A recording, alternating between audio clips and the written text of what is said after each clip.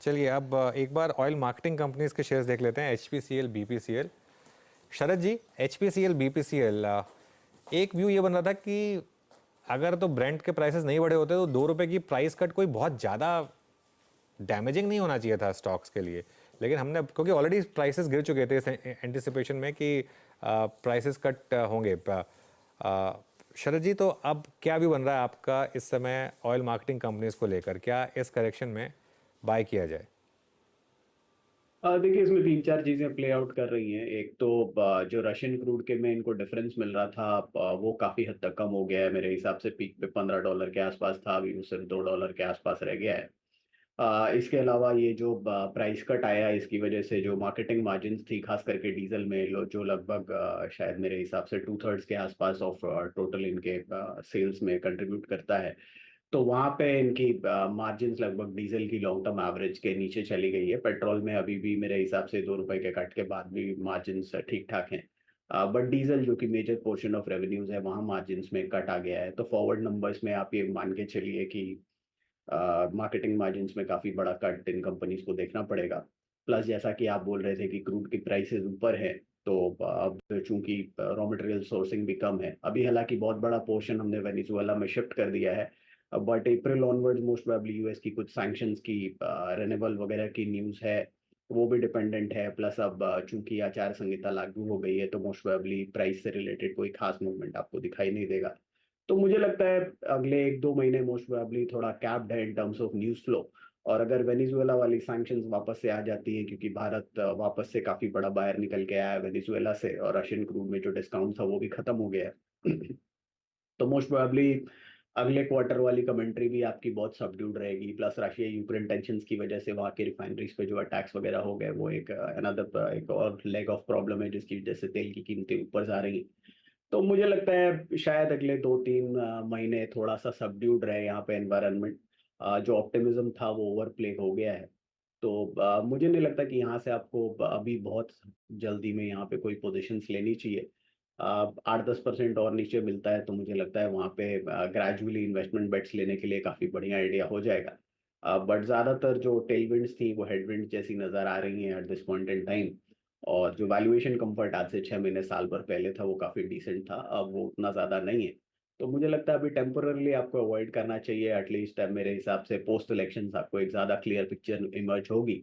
और वेनेजुएला वाला जो एंगल है, मेरे हिसाब से नियर टर्म ट्रिगर वो होना चाहिए अप्रैल ऑनवर्ड्स। वो कैसे बिहेव करता है वो हम देखना चाहेंगे। ओके, चलिए एक काम करते हैं, अब आपको एक इंटरेस्टिंग चीज़ दिखाते हैं। अब हमने अब तक बाकी निफ्टी बैंक के कॉन्ट्रीब्यूशन देखे थे, आज से हम आपको बाकी सेक्टर्स के भी थोड़े से कॉन्ट्रीब्यूशन दिखाएंगे। आज metals clearly index of the day है, तो उसके साथ शुरुआत करते हैं। मेटल्स इंडेक्स इस समय करीब करीब 168 पॉइंट, मतलब 2% ऊपर है। इसमें सबसे ज़्यादा कॉन्ट्रीब्यूशन अब दे रहा है टाटा स्टील। अच्छा, इसमें एक चीज़ ध्यान रखिए, जो जितने भी एनएससी के इंडेक्सेस हैं वो सब free float market cap based होते हैं।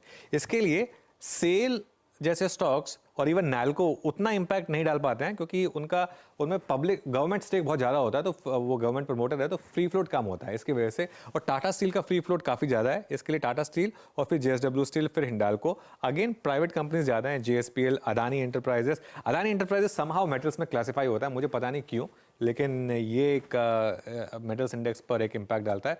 एक बार पीएसयू बैंक्स और देख लेते हैं, क्योंकि वहाँ पर भी थोड़ी सी रैली आ रही है, या फिर फाइनेंशियल सर्विसेज, दो में से जो भी रेडी हो। ओके, पीएसयू बैंक्स ऑब्वियसली सबसे बड़ा स्टॉक एसबीआई है, तो उसका सबसे बड़ा कंट्रीब्यूशन है करीब करीब 53 पॉइंट्स। लेकिन मैं ये क्यों दिखा रहा हूँ आपको खास तौर से, देखिए कोई भी रेड में नहीं है, तो ये जो बड़े सेक्टर्स हैं, आज दो बड़े सेक्टर्स हैं, इनमें क्लियरली आज मोमेंटम है, काफ़ी अच्छा मोमेंटम है, और शायद ये एक ऐसी स्पेस है जिसको आप अभी भी चेज कर सकते हैं। तो इसके लिए इस पर मैंने फोकस किया। शरद जी, पीएसयू बैंकों में कोई टॉपिक होगी क्या आपकी इन लेवल्स पर? अब मुझे लगता है बाकी पीएसयू बैंक्स में तो बहुत ज्यादा अपसाइड हम फोर्स ही नहीं कर पा रहे हैं, अनलेस एंड अनटिल रिकवरीज का कोई बहुत बड़ा रोल प्ले करे आने वाले समय में। प्राइमरीली मुझे लगता है एसबीआई एक टॉप बेट होनी चाहिए। ये करेक्शन के बाद एक डिसेंट लेवल पे आपको स्टॉक मिल रहा है, यहाँ या ग्रेजुअली नीचे के लेवल्स पे जब भी मिले, तो मुझे लगता है एसबीआई एक डिसेंट बेट होना चाहिए जहां हम री रेटिंग पे प्ले करना चाहेंगे। साइज एडवांटेज है, तो अगर पीएसयूज में मुझे कुछ बेट करना है तो मैं प्रेफरेबली एसबीआई पे ही बेट करना चाहूँगा। ओके, चलिए अब एक काम करते हैं, चार का चौका की शुरुआत कर लेते हैं फिर। सबसे पहली ट्रेड हम मानस से ले रहे हैं सस्ता ऑप्शन के लिए। मानस बताइए आपकी ट्रेड।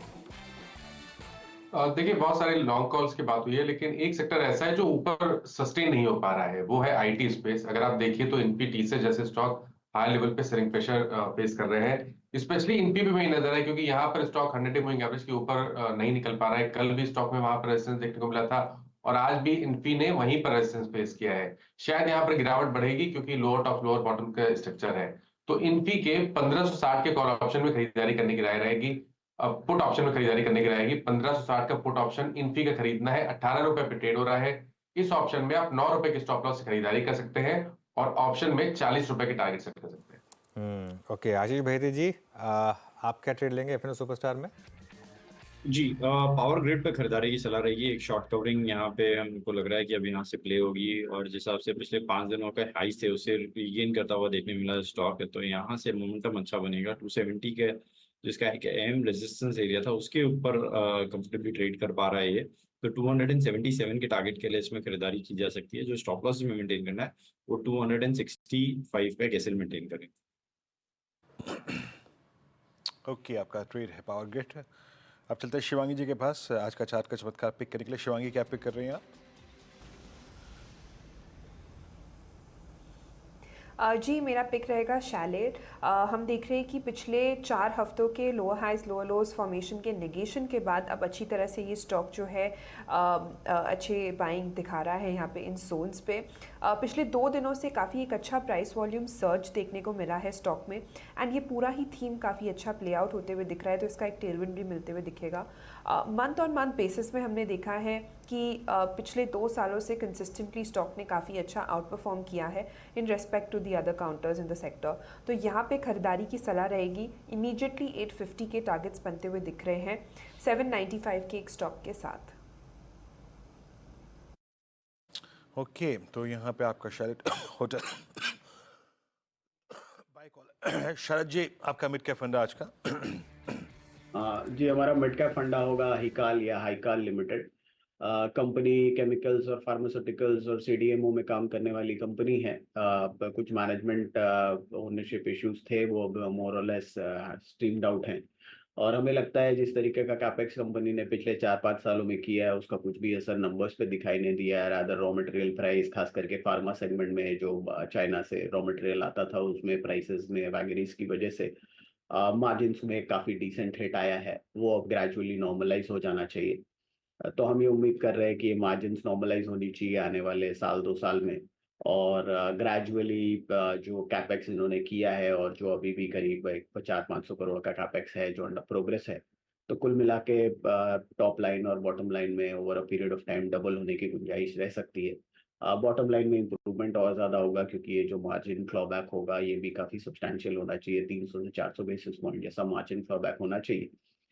एक आधे नए प्रोडक्ट्स हैं जिसे कंपनी नई ज्योग्राफीज में भी अपनी एंट्री एस्टैब्लिश करने की कोशिश कर रही है। गाबापेटाडीन और एक और केमिकल प्रोडक्ट है, वो उसमें इनकी लीडरशिप पोजीशन है। बट थोड़ा सा प्रोडक्ट कंसंट्रेशन और क्लाइंट कंसंट्रेशन का रिस्क है, बट लीडरशिप पोजीशन है तो मुझे नहीं लगता कि वो बहुत ज़्यादा बॉदर करेगा। तो हम ये उम्मीद कर रहे हैं कि अगले साल कंपनी लगभग 15 रुपए के आसपास की अर्निंग रिपोर्ट करेगी, और 20-25 का मल्टीपल आसानी से मिल जाना चाहिए। तो 350-375 के लक्ष्य के हिसाब से हाईकाल लिमिटेड। बिल्कुल हाईकल। चलिए